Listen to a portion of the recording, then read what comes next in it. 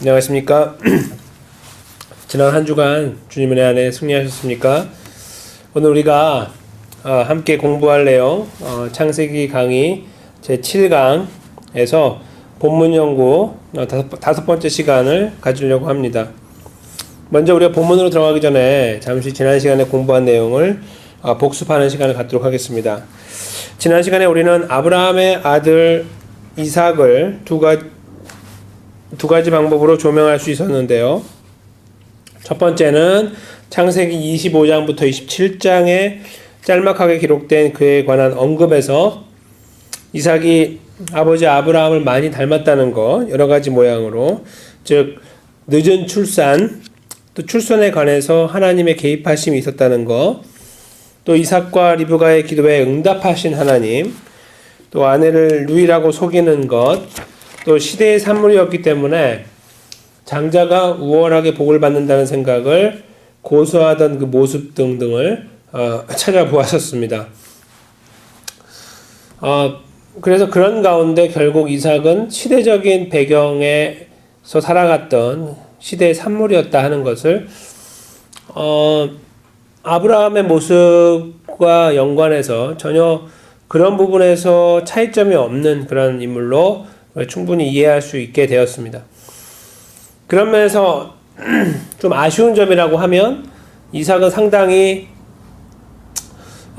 이렇게 좀 믿음의 경주를 힘있게 걸어간 믿음의 어른으로 보기에는 조금 아쉬운 점이 있어 보이는데, 그러나 그 두 번째 그 이삭의 그 걸음을 그의 아버지였던 아브라함과 연관해서 생각해 본다면 조금은 다른 면모를 우리가 볼 수도 있다 하는 것을 생각해 보았었습니다. 아마 잘 기억하실 거라고 믿습니다. 근데 그렇게 보면 그러면 이제 그 두 번째 내용이 무엇이었냐 하면 바로 그 이삭을 번제해 드리는 그 과정이었죠. 그때 우리가 그 이삭이 가지고 있던 그 힘에도 불구하고 그가 자기 아버지를 거역하지 아니하는, 그리고 그에게 순종하면서 그 걸음을 걸어가는, 그리고 자기가 죽음에 이르는 데까지도 순종하는 모습들, 이런 것들을 통해서 이삭은 굉장히 중요한 역할을 했다. 그리고 굉장히 분명한 예수 그리스도의 하나의 모델로 내지는 그림자로서 역할을 했다. 우리가 이렇게 이야기를 했었습니다. 그 내용은 다름 아닌 예수님의 십자가의 죽으심에 대한 걸음과 연관이 있는데, 마치 이삭이 번제로 드려지는 과정 속에서 아버지였던 아브라함과 아들은 이삭이 합력하여 그 과정을 이루어간 것처럼, 순종하여 이루어간 것처럼, 하나님께서 예수님의 십자가에 못 박으시는 과정 속에서 예수님은 순종하여 겟세마네 기도를 통해서 기도하였지만 결국 순종하여 그 예수님께서 십자가에 돌아가시는 걸음을 감당하셔서 결국 하나님 백성을 구원으로 이끄시는 구원의 완성의 걸음을 성실하게 또 자발적으로 합력하여 걸어가셨다 하는 걸음을 저희가 이제 이렇게 교차하여 생각해 볼 수 있었습니다. 그런 면에서 볼 때 이삭은 그 누구도 쉽게 보일 수 없는 그 하나님과 예수님의 그런 모습을, 특별히 구원의 역사를 이루어가는 그런 하나의 어떤 소위 제사의 모습에서, 어떤 제물을 드리는 그런 모습에서 상당히 비슷한 모습으로 드러나는 그 역할을 했다 하는 면에서 볼 때, 비록 다른 부분에서 이삭이 갖고 있는 그 모습이 그렇게 이렇다 할 모습은 없다 할지라도, 하나님은 아브라함이나 아니면 야곱을 부르실 때에 사용하신 방법과는 좀 다르게 이삭을 부르신 것이고, 이삭을 사용하신 것이고, 이삭을 통해 하시기 원하셨던 것들을 충분히 이루셨다. 우린 이렇게 지난 시간에 공부를 마무리하면서 생각해 볼 수 있었습니다. 동시에 우리가 2차 읽기를 했던 내용을 아마 기억하실 텐데요. 그것은 우리의 노력으로 우리의 어떤 읽어나가는 내용이 아니라 사실은 히브리서라는 그 성경, 특별히 신약 성경의 그 기록 속에서 이 이삭의 걸음을 기록하고 있는 11장 17절에서 20절까지의 그 내용에서 결국 아브라함이 믿음으로 드린 그 이삭은 외아들이었다. 결국 하나님의 약속의 아들이었고 그 약속의 아들을 드림으로 말미암아 사실은 그가 죽진 않았지만 죽음 가운데서 건짐받은 것이다. 그게 이제 19절에 보면 그가 하나님이 능히 이삭을 죽은 자 가운데서 다시 살리실 줄로 생각한지라. 그러면서 그 다음 이어서 비유컨대 그를 죽은 자 가운데서 도로 받은 것이니라. 이렇게 비유하자면 그렇다는 겁니다. 그 정도로 명확하게 아브라함과 이삭의 그 함께 이룬 공동 작품인 이삭 번제, 이 사건을 기록하고 있는 것이고 평가하고 있는 것입니다. 그래서 이런 역사들이 결국은 믿음의 역사였다 하는 것을 히브리서 기자가 후대를 살고 있는 저희들에게 또 당시의 그리스도인들에게 전해주고 있는 것입니다. 그렇게 볼 때에 그 이삭의 역할을 우리는 이렇게 과소평가할 수는 없다. 그렇게 말했지만 여전히 우리는 주의해야 되는 것이 그러므로 이삭은 어떤 충분한 자격 조건을 가지고 있는 하나의 족장의 그 반열에 스스로의 어떤 준비와 노력을 통하여 들어가는 사람의 모습이 아니라 결국 그럼에도 불구하고 그를 이끌어 나가시는 이 하나님의 지속되어지는 언약의 그 성취 속에서 약속을 이루어 가시는 과정 속에서 그가 그 역할을 하고 있을 뿐이다 하는 사실 또한 우리가 발견할 수 있음을 알게 되었습니다. 오늘 우리는 이제 드디어 그의 두 아들인 야곱과 에서가 이제 다음 그 하나님으로부터 받아서 이루어가는 그 다음 역사를 살펴보려고 합니다. 여기에 보시면은 우리가 나누어드린 함께 갖고 있는 핸드아웃 3페이지에 보시면 이제 에서와 야곱의 하나님이 기록되어 있습니다. 에서와 야곱은 쌍둥이였고 태중에서 서로 다투는 그런 모습을 갖고 있고 그래서 굉장히 힘들어서 기도하였더니 리브가가 하나님께서 네 안에 지금 그 두 민족이 있고 큰 자가 작은 자를 섬길 것이다라는 그 내용을 그 메시지를 주셨다 하는 내용을 저희가 알고 있습니다.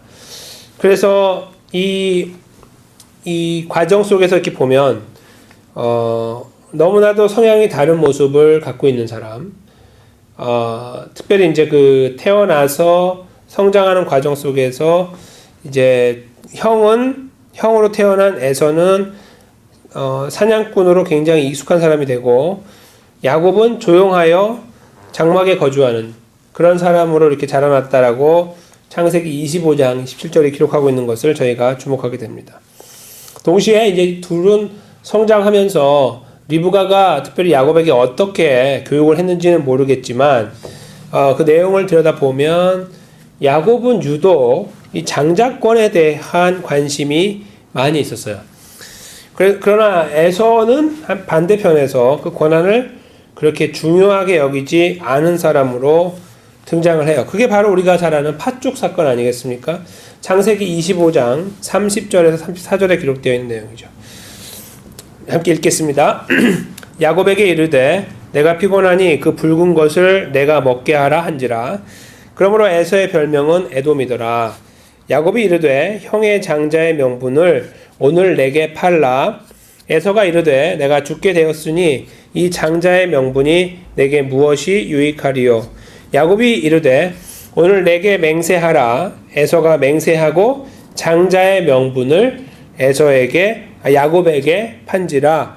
야곱이 떡과 팥죽을 에서에게 주매 에서가 먹으며 마시고 일어나 갔으니 에서가 장자의 명분을 가볍게 여김이었더라. 아멘. 이렇게 기록하고 있습니다.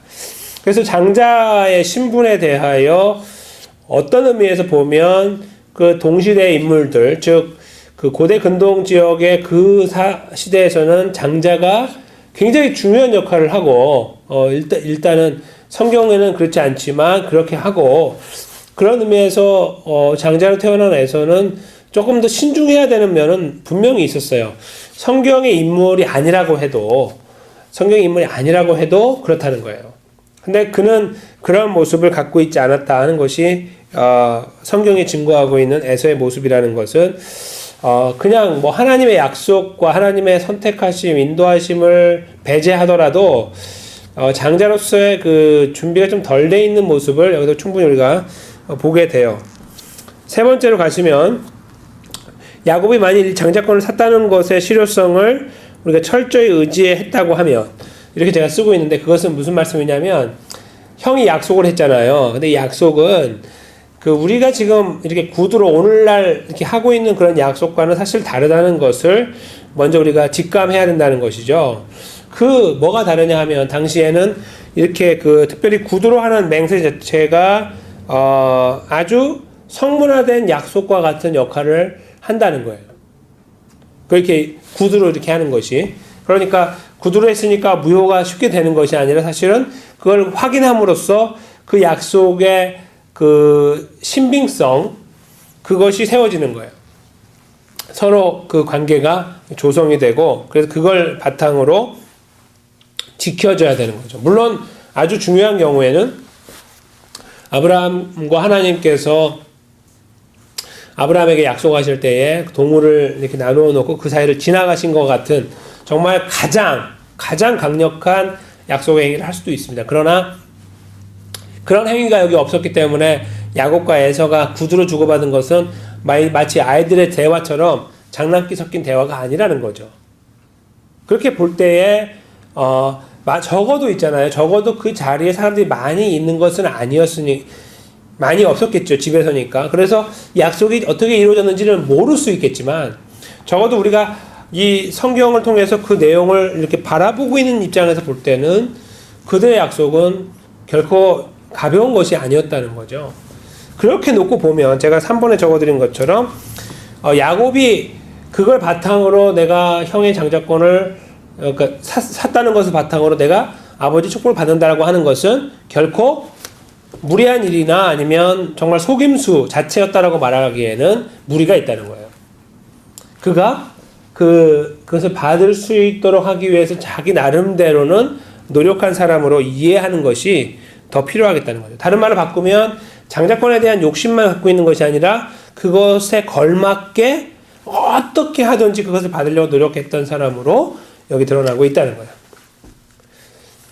그런데 그 다음에 우리가 4번으로 가시면은 그런 가운데 이 에서 같은 경우는 이제 그 장자권에 대한 문제도 있었지만, 창세기 26장 35절에 의하면은 이삭이나 그의 아버지 이삭과 그의 어머니 리브가에게 근심거리였기도 해요.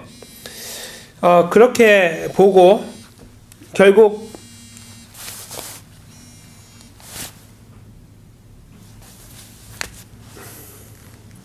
그리고 마침내 그 장자의 복이 결국은 이제 야곱에게 주어지잖아요. 이 아버지의 복을 받게 되고, 그래서 하나님의 그 이런 인도하심을 따라서 형과의 그 어떤 그런 과정들이 이렇게 있었지만 그 과정을 모두 이렇게 지켜주고 계시는 하나님의 역사가 이렇게 보여지고 있거든요.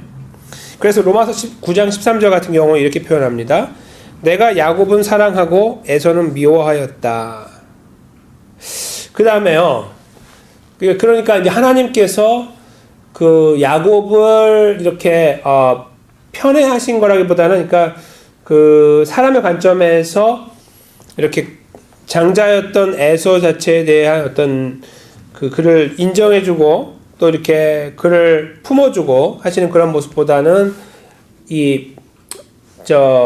분명히 사회적인 지위에서는 차자에 속하는 야곱을 향해서 하나님 그렇게 하셨다는 것을 이렇게 로마서의 기록을 통해서 볼 때는 무엇을 말씀하려고 하는 거냐면 약속이라는 게 중요하다는 것을 말씀하는 거죠. 그러니까 하나님의 무조건적인 택하심, 그것은 약속으로 이루어지는데, 그러니까 세상적인 질서가 아니라 하나님의 약속이라는 거죠.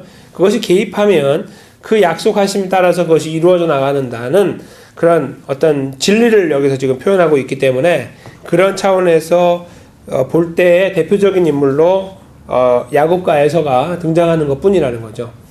어떤 하나님의 어떤 그런 하나님의 성품 자체가 문제가 있는 것을 보여주는 것이 아니라 이렇게 하나님의 약속에 의해서 하나님의 역사가 결정되어지고 이루어져 나간다 하는 것을 이제 보여주고 있다는 거예요.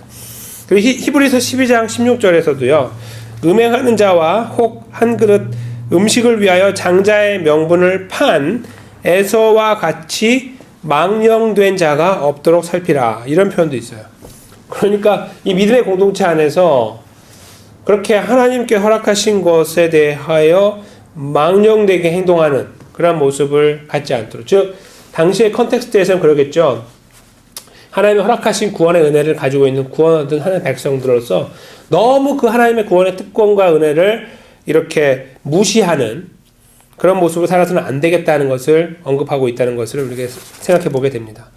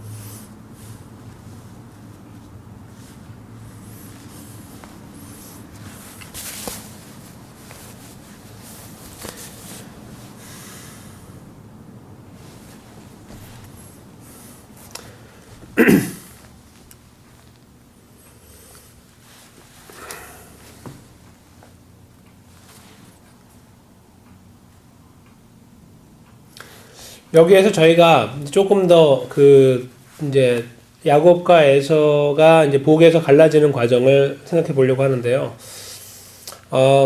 이런 의문을 우리가 한번 가져볼 수 있습니다. 이삭이 그 아들 에서를 보냈잖아요. 이제 사냥을. 그랬을 때 적어도 사냥을 나가서 돌아오는 시간에 어떤 기본적인 틀이 있을 거란 말이죠. 그것은 그 이삭이 나중에 야곱이 고기 요리를 가지고 들어올 때 말하잖아요. 어떻게 이렇게 빨리 왔느냐고. 그런 것들을 통해 볼 때에 기본적으로 이제 이해가 되는 그런 시간적인 틀이 있어요. 뭐 1시간이면 1시간, 2시간이면 2시간. 뭔가 이 틀이 있을 거라는 거죠. 근데 그 틀에 대한 이해를 가지고 있는 이삭이, 그 이삭이 말이에요. 그렇지 않게 빨리 잡아와서 오게 됐다고 하는 누구예요? 이 야곱의 이 속임수에 대해서 과연 그것을 그대로 다 받아들였을까라는 의문을 한번 가져볼 수 있고요. 그 다음에 여기 이렇게 붙이는 거 있잖아요. 이 털을 붙였잖아요. 그 털을 붙인 것이 우리가 오늘날에 뭐 영화 배우들이 붙이고 나오는 그런 식으로 이걸 잘 붙인 게 아니라 정말 엉성하게 붙였을 거 아니에요. 근데 그것을 만지작 하는 이 이삭이 정말 야곱을 분별하지 못하여 그렇게 했을까라는 생각을 또 해보게 되고요. 그 다음에 고기 맛에 대해서도 그래요. 이 고기를 집에서 기른 고기와 야생에서 잡은 고기를 이제 정말 고기를 좋아하시는 분들은 분별하잖아요. 그런 면에서 볼 때에 지금 여기에서 이삭이 그 야생에서 잡아온 고기의 요리라고 그것을 이렇게 구별하지 못했을까? 집에서 잡은 이 고기하고 그것도 저희가 생각해 볼 수 있는 문제가 될 수 있습니다. 물론 뭐 고기를 가끔씩 먹었기 때문에 잘 모를 수도 있습니다. 그러나 다양한 가능성들을 유추해 볼 수 있어요. 결국 그 이삭 자체도 하나님께서 리브가에게 주신 말씀을 그대로 받아서 그대로 이해하고 있는 사람이었는지, 다른 말로 하면 야곱이 복을 받아야 된다는 것을 알고 있었는지 그렇지 않은지 모르겠지만 적어도 여기 흐름 속에서 보면은 이삭은 조금 이렇게 아이러니하게도 결국은 그에게 복을 주는 그런 이렇게 굉장히 탐탁하게 쫙 그 과정이 진행되기보다는 뭔가 조금 석연치 않은 부분을 우리가 한번 질문하게 되는 가운데 이 하나님의 그 복을 야곱에게 이렇게 구하는 하나님의 은혜를 하나님의 복을 야곱을 위한 복을 하나님께 구하는 그런 과정을 보게 된다는 겁니다. 그런 과정이 있었어요. 그래서 석연치 않지만 그런 과정이 있고 나서 하나님은 그러면 에서를 내팽개치셨느냐. 이제 4페이지에 5번에 보시면 그의 그 후손도 12 부족으로 이게 확장되도록 은혜를 주시죠. 그래서 결국은 이렇게 그 큰 민족을 이루게 돼요. 큰 민족을 그러게 되고요.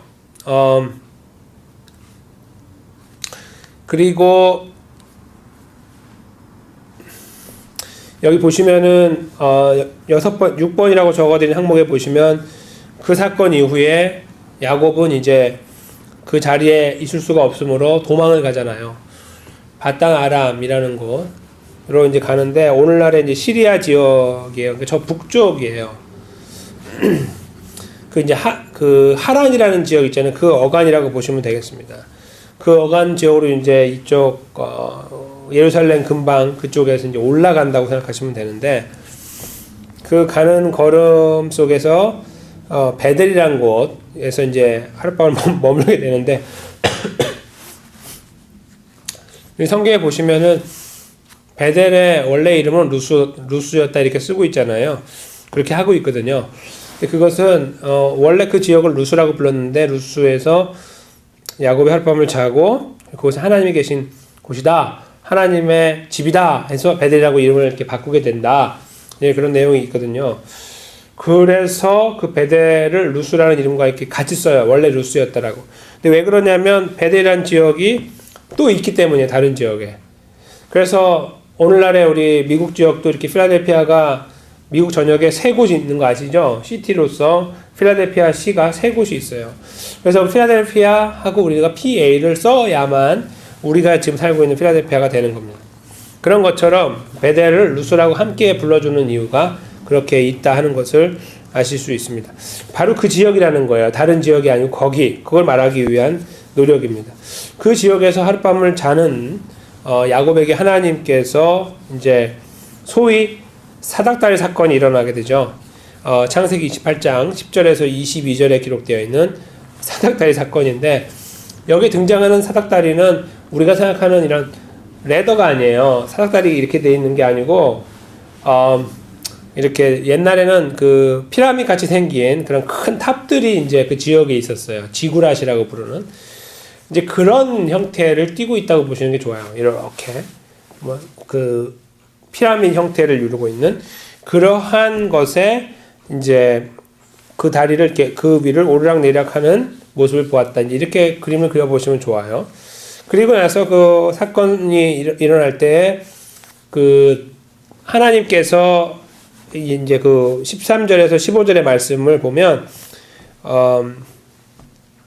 그 야곱에게 이제 드디어 처음으로 야곱이 어떤 존재이고 하나님이 그와 함께 하시고 또 그에게 복을 주시는 그래서 이 아브라함, 이삭, 야곱의 이 바톤을 이어가는 사람으로 사용하실 것이라는 약속을 주시는데 거기 한번 읽어보도록 하겠습니다. 같이 시작.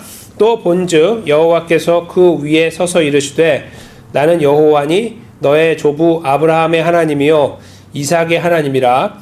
내가 누워있는 땅을 내가 너와 내 자손에게 주리니 내 자손이 땅에 티끌같이 되어 네가 서쪽과 동쪽과 북쪽과 남쪽으로 퍼져갈지며 땅의 모든 족속이 너와 내 자손으로 말미암아 복을 받으리라. 내가 너와 함께 있어 내가 어디로 가든지 너를 지키며 너를 이끌어 이 땅으로 돌아오게 할지라. 내가 내게 허락한 것을 다 이루기까지 너를 떠나지 아니하리라 하신지라.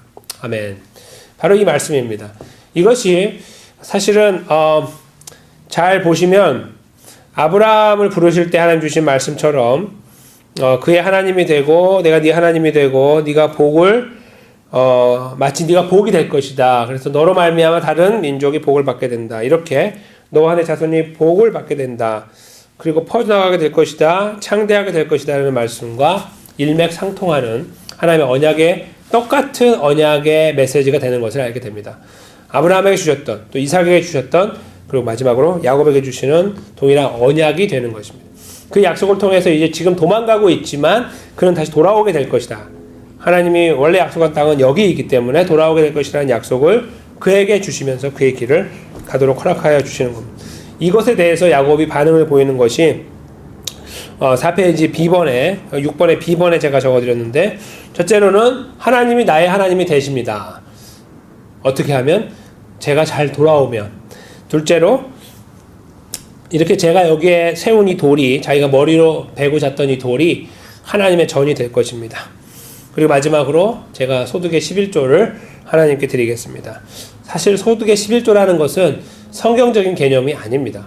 원래는 당시에 고대 근동 지방에서 이루어지는 약한 자가 강한 자에게 바치는 그런 꼭 어떤 그 감사함으로 기쁨으로 자발적으로 드린다기보다는 매우 조건적으로 드리는 그런 어떤 그 계약을 체결하는 그런, 아니면 체결된 계약을 계속 유지하는 그러한 브라이브, 어떤 그 뇌물은 아니지만 그런 형태의 의미가 있어요. 그런 의미가.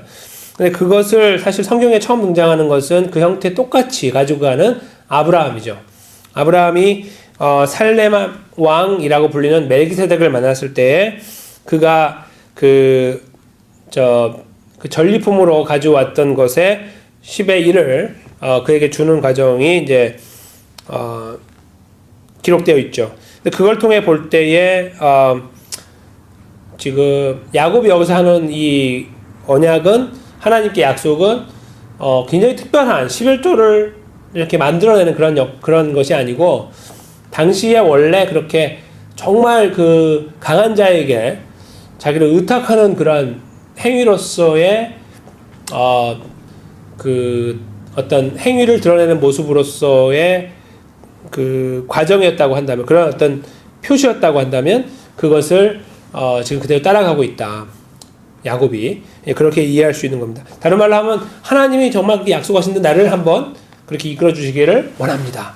라고 이렇게 맡겨드리는 것 같은 그런 모습이 여기 드러나고 있는 거죠. 그리고 야곱은 이제 그 길로 잘 도망가서 바단 아람에 들어가고 자기 외삼촌 라반을 만나게 되죠. 그리고 대략적으로 한 20에서 21년 정도 거기서 지내게 됩니다.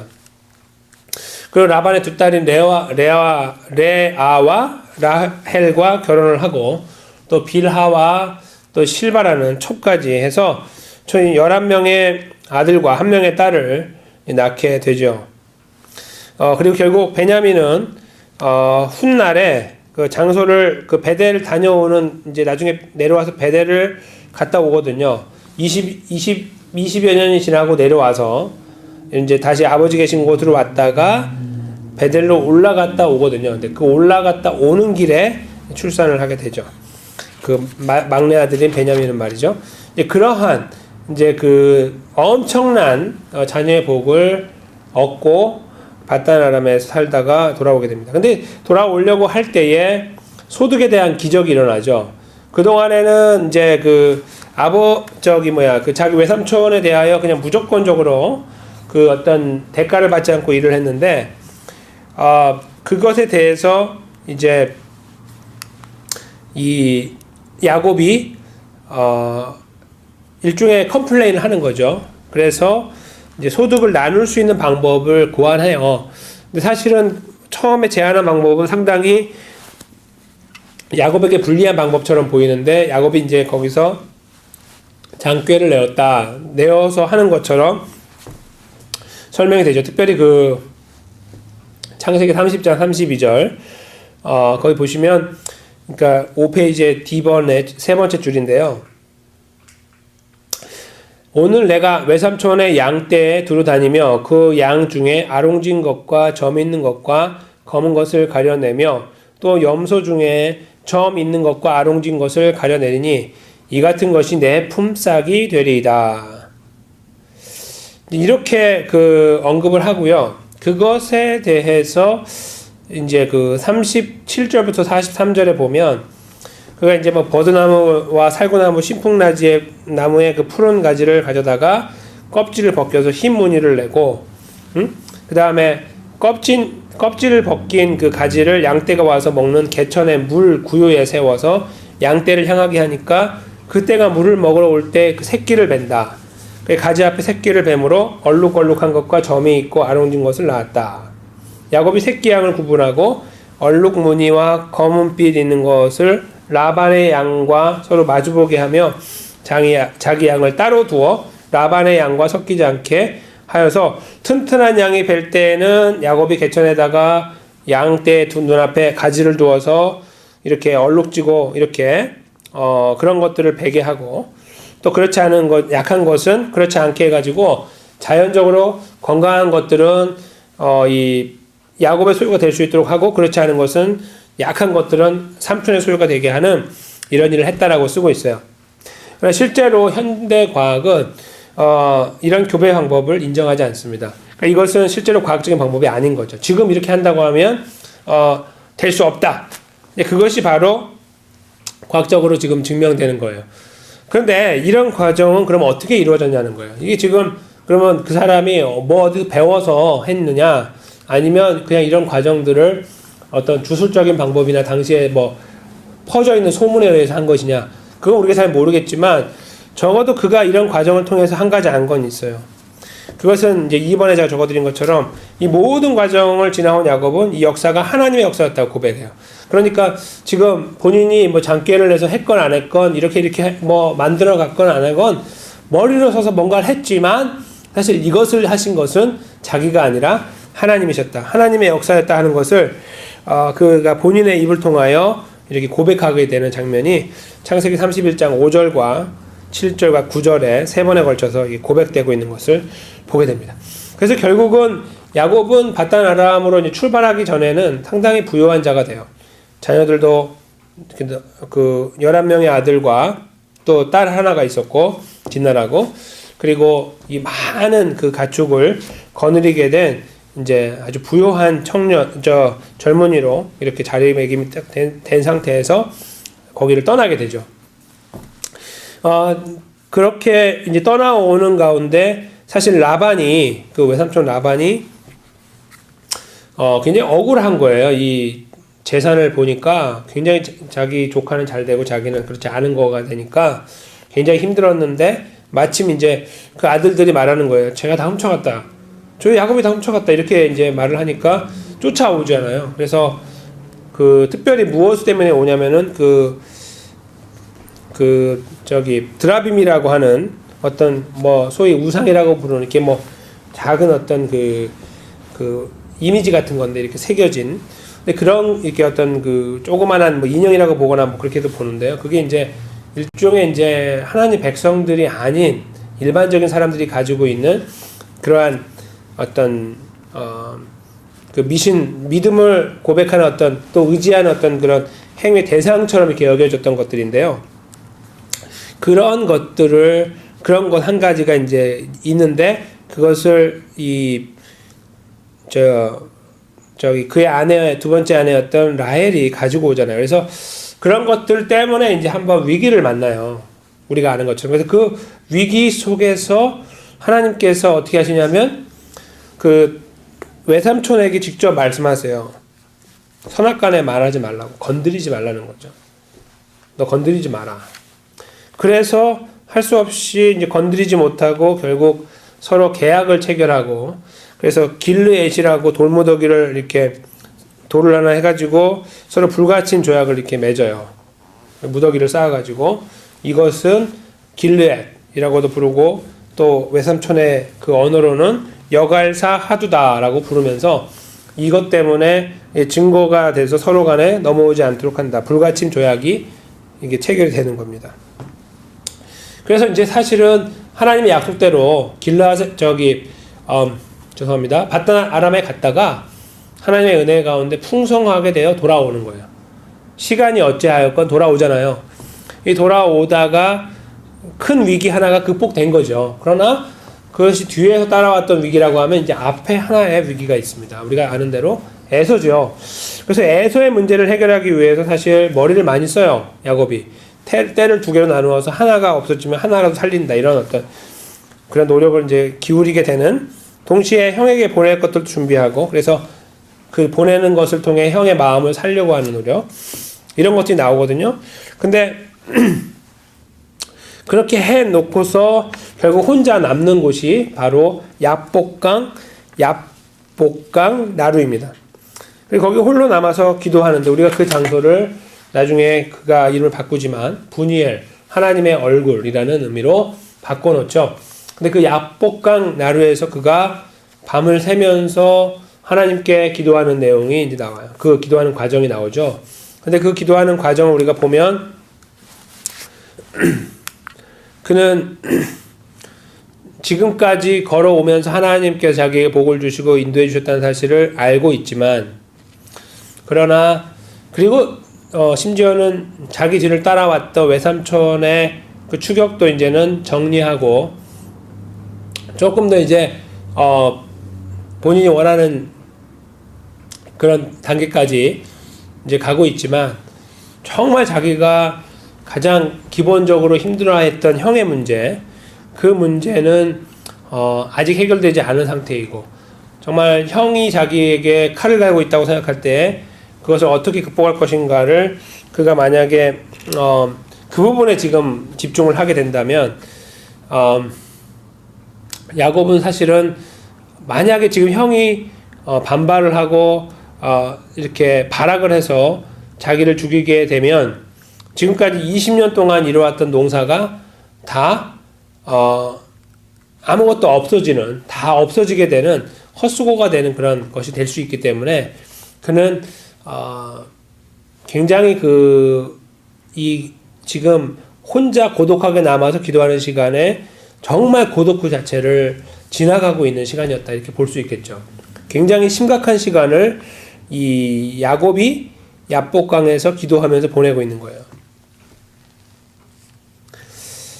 그런데 그 과정 속에서 우리가 아는 것처럼 그의 이름이 하나님의 은혜로 바뀌어지게 되죠. 야곱에서 이스라엘로. 이따 뒤에서 좀 잠깐 살피겠습니다. 그 부분은.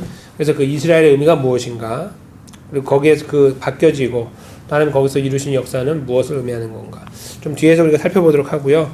그런 이후에 그는 강을 건너고 형 에서를 만나는데 하나님의 은혜로 아무 문제 없이 형과 화해하게 되고, 오히려 형이 그를 보호해 주려고 하는 그런 보호 본능을 발휘하게 이렇게 발산하게 되는, 밖으로 보여주게 되는 그런 결과에 도달하게 되는 것을 저희가 이제 과정을 통해서 살펴보게 됩니다. 그래서 야곱은 지금 본인의 노력, 피와 땀의 노력으로 왔다고 생각할 수도 있겠지만, 적어도 우리가 지금 잠깐 살펴본 바에 따르면 그가 여기까지 오게 된 것은 하나님의 언약의 성취였다는 것을 알게 됩니다. 하나님께서 그에게 약속하신 그대로 너가 내려오게 될 것이고, 이렇게 복을 베푸는 자가 될 것이고, 복이 나누어지게 될 것이고, 이런 표현을 하나님 하셨는데, 그 약속 그대로 그가 그렇게 지금 되어가고 있는 것이 드러나고 있다는 겁니다. 근데 그런 가운데 사실은 야곱이 하나님께서 자기에게 은혜를 베풀어 주신 베델에 가서 본인이 원래 하나님께 약속했던 것처럼 베델에 성전을 세우고, 동시에 하나님을, 자기 하나님을 인정하고, 그리고 마지막으로 10의 일을 하나님께 드리겠다고 하는 그것은 아직 지키지 못했어요. 특별히 이제 좀 구체적으로 보면 적어도 두 번째 약속은 지키지 못한 거예요. 그 베델이 그렇게 될 것이다 하는 거에 대해서. 그래서 그렇게 그냥 살고 있는데 창세기 35장에 보면 하나님께서 왜 가만히 보고 계시다가 가만히 있어봐요, 계속 잊고 있네 하면서 개입하시죠. 그의 삶에 개입하셔서 약속을 지키도록 이렇게 가이드 하십니다. 너 가서 해야 되지 않냐. 그래서 결국은 그가 자기 모든 자녀들을 데리고 그곳에 가서, 또 식구들을 데리고 가서 하나님과의 약속을 거기서 다 이렇게 제대로 거기서 하나님을 고백하고 하나님께 영광을 돌리고, 그리고 돌아오게 돼요. 근데 거기 그 과정에서요, 그 야복강에서 이루어졌던 그 이 사람의 변화의 역사 있잖아요. 야곱이 이스라엘로 된 거. 그 변화의 역사를 사실은 여기서 한 번 더 하시는 거예요. 베델에서. 거기 그 부분을 보시면 특별히 35장의 그 10절부터 제가 읽겠습니다. 10절, 11, 12절을 보면 하나님이 그에게 이르시되 내 이름이 야곱이지만은 내 이름을 다시는 야곱이라 부르지 않겠고 이스라엘이 내 이름이 되리라. 이거 이미 하신 약속이잖아요. 다시 그것을 거듭해서 컨펌 하시는 거예요. 그리고 그가 그 이름을 이스라엘이라 부르시고 하나님이 그에게 이르시되 나는 전능한 하나님이라 생육하며 번성하라. 한 백성과 백성들의 총회가 내게서 나오고 왕들이 내 허리에서 나오리라. 내가 아브라함과 이삭에게 준 땅을 내게 주고 내가 내 후손에게도 그 땅을 주리라 하시고.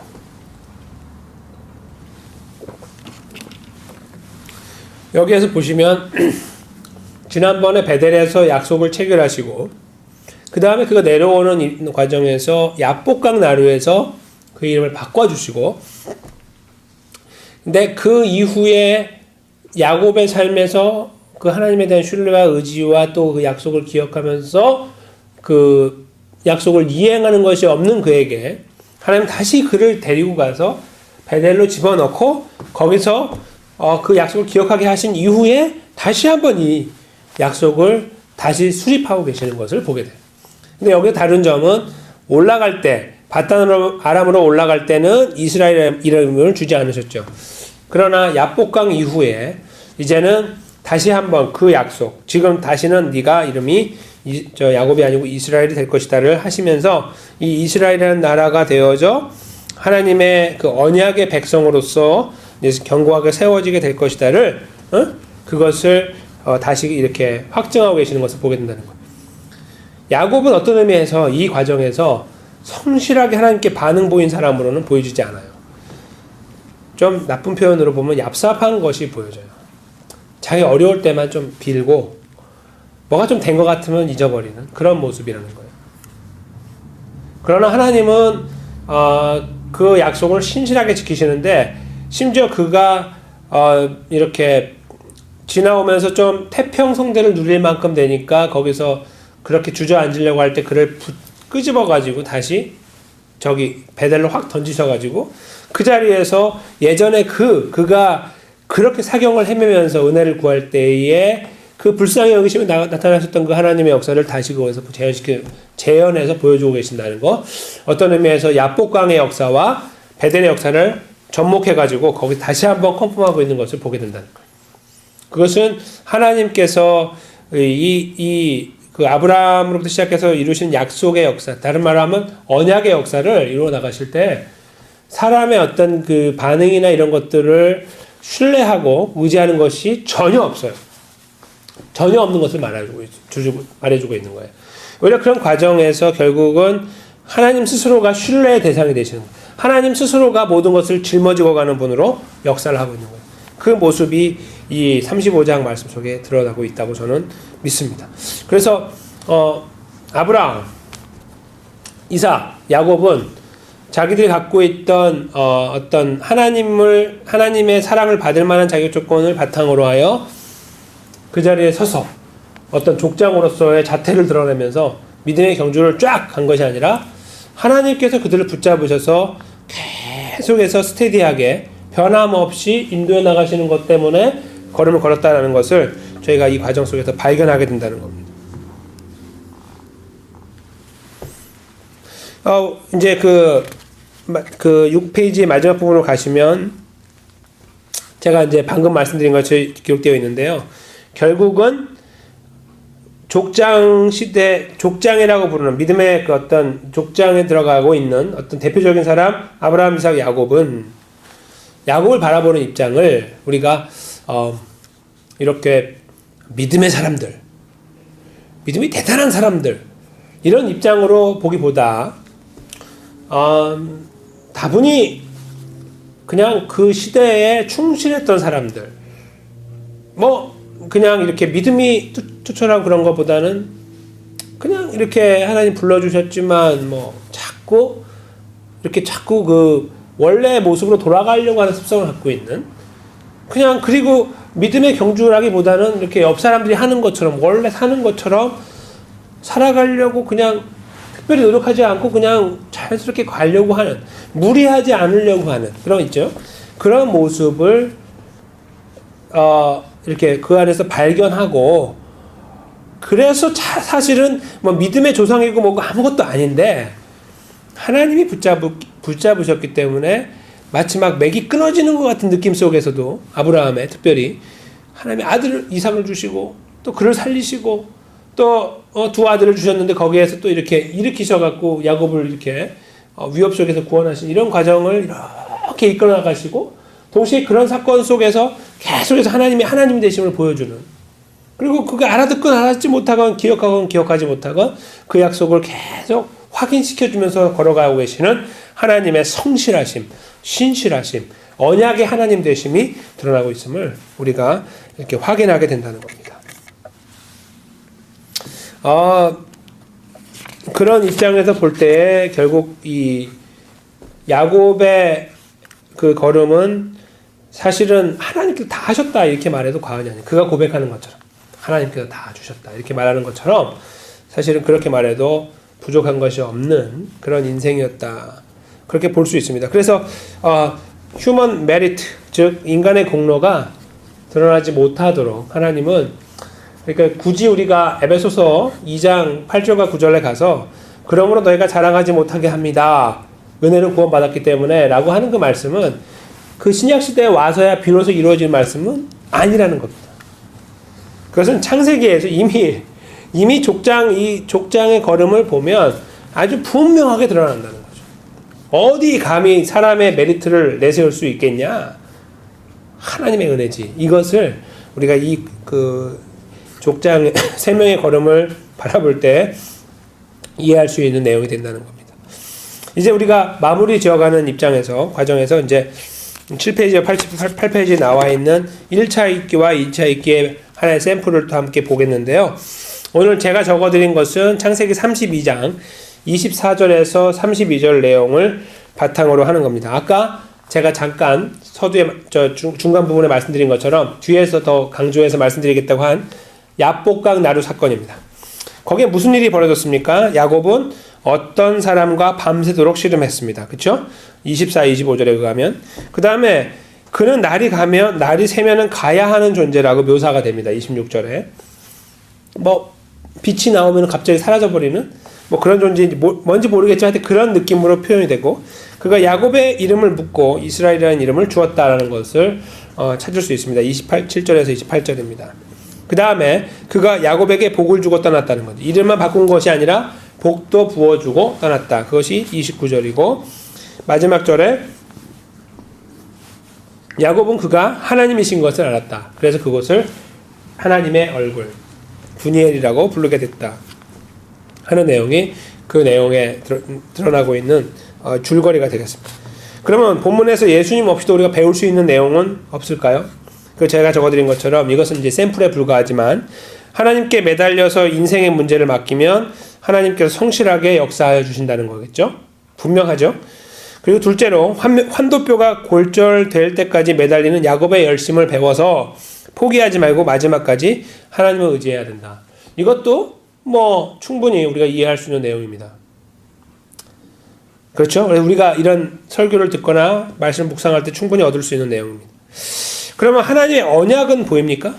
이미 우리가 언약 많이 하여 이미 다 기억하고 계시겠지만 이 하나님의 언약 그냥 아주 강물처럼 흐르고 있어요. 쫙 흐르고 있는데 거기 제가 적어드린 것처럼 야곱의 이름이 이스라엘로 바꿔졌다는 것은 우리말 성경에는 하나님과 겨루어 이겼다라고 표현하고 있지만 그것은 사실은 그렇게 정확한 의미는 아닙니다. 오해를 낳을 수 있도록 차라리 어떤 면에서 오해를 낳을 수 있는 그런 번역이죠. 그러나 좀 더 정확하게 우리가 보는 번역은 이거예요.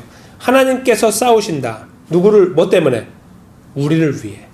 또 하나님께서 이기게 하신다. 우리를 위해. 또 하나님께서 인도하신다. 그런 의미가 더 강합니다. 그러니까 이스라엘이라는 말은요.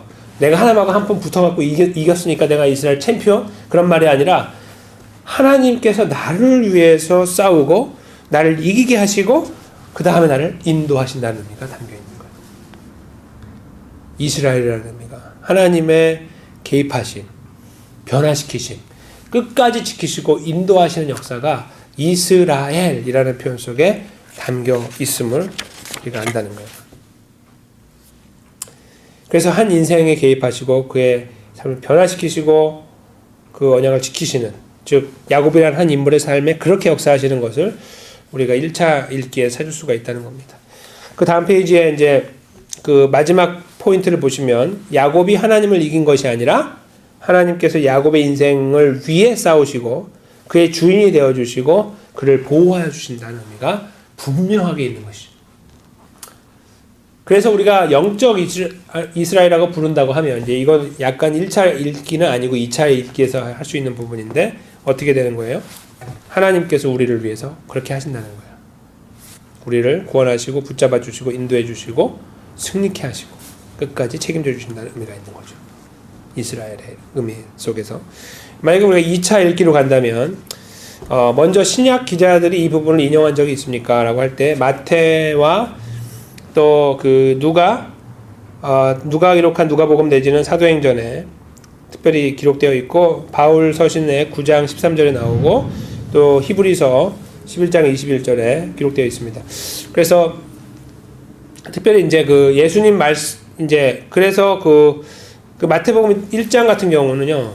22장 32절 같은 경우는 그 예수님의 말씀이 거기에 기록되어 있는데 거기에 특별히 하나님을 아브라함, 이삭, 야곱으로 이렇게 연결해서 설명하면서 결국 하나님은 죽은 자의 하나님이 아니라 산 자의 하나님이다. 이렇게 이제 하나님의 존재가 지금 그 예전에도 있었지만 지금도 변함없이 계속 액티브하게 이루어지고 있다는 거, 그것을 설명하기 위한 바탕으로 그 아브라함, 이삭, 야곱의 그 이야기를 쓰고 있는 것을 보게 됩니다.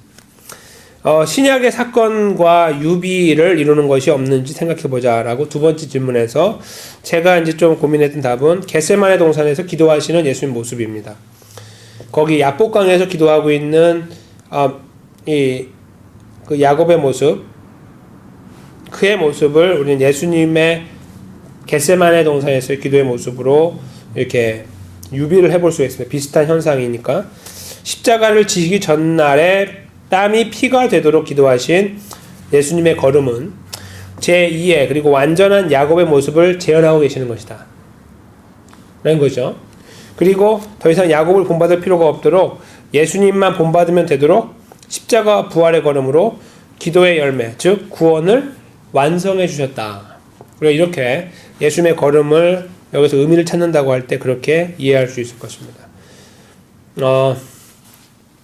생명의 문제 때문에 밤을 새가면서 주님을 끝까지 붙잡았던 이 간절함을 갖고 있던 야곱의 모습은 예수님께서 겟세마네에서 주여 이 잔을 내게서 옮겨 주십시오라고 기도했던 기도와 매우 흡사하다는 거죠. 이 생명의 문제 앞에서. 그래서 그렇게 우리가 충분히 유비로 예수님의 걸음을 이해해 볼 수 있고요. 그 다음에 예수님 스스로가 이 부분을 인용한 부분이 없는지, 거기에서 아까도 말씀드린 부분이지만 바로 나는 아브라함의 하나님이요 이삭의 하나님이요 야곱의 하나님이로라 하신 것을 읽어보지 못하였느냐. 하나님은 죽은 자의 하나님이 아니요 산 자의 하나님이라 하시니 라고 하면서 이 살아계신 하나님의 그 역사성과 또 지금 일하시는 것들, 그러니까 역사성과 현재성을 드러내고 있는 거죠. 그래서 제가 거기 적어드린 것처럼 예수님은 야곱까지 맞춰지는 3대 족장을 가지고, 야곱이 여기 들어가잖아요. 하나님의 역사성과 인류의 역사에 개입하시는 분이심을 강하고 분명하게 드러내고 계신다는 것을 이제 말합니다. 예수님께서도 인정하신다는 거죠. 아브라함, 이삭, 야곱이 실제로 대표적인 족장이고 하나님은 그들과 역사하신 것처럼 지금도 역사하신 살아있는 분이다. 이렇게 이제 설명을 하고 계신다. 만약에 야곱이 실제적인 인물이 아니었고 그런 사람이 아니었다고, 그렇게 그런 역할을 하는 사람이 아니었다고 하면 아브라함과 이삭의 하나님이라고 썼겠죠. 예수님 말씀하셨겠죠. 구약에 기록되어 있지만 그거 틀렸어. 아브라함과 이삭이야. 이렇게 하셨겠죠. 근데 그렇지 않고 아브라함, 이삭, 야곱을 언급하신 것은 그런 어떤 역사성과 또 현재 역사에 개입하고 계시는 현재성을 동시에 말씀하고 계신 것이다. 우리가 이렇게 이해를 해볼 수가 있을 것입니다.